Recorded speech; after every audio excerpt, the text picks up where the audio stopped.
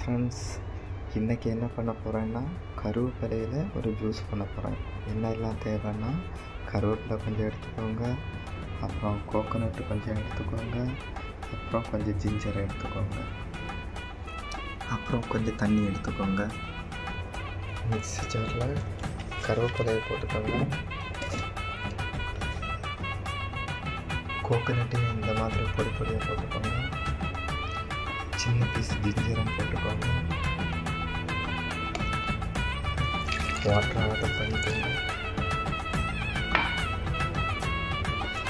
அப்புறம் கொஞ்சமாக சால்ட்டு இல்லைன்னா சுகர் ஆட் பண்ணிக்கோங்க. நான் சால்ட் ஆட் பண்ணுறேன். அப்புறம் மிக்சியில் வச்சு நல்லா ஒரு 2 அடி அடிச்சிடுங்க. ரெடி பண்ணிட்டேன்.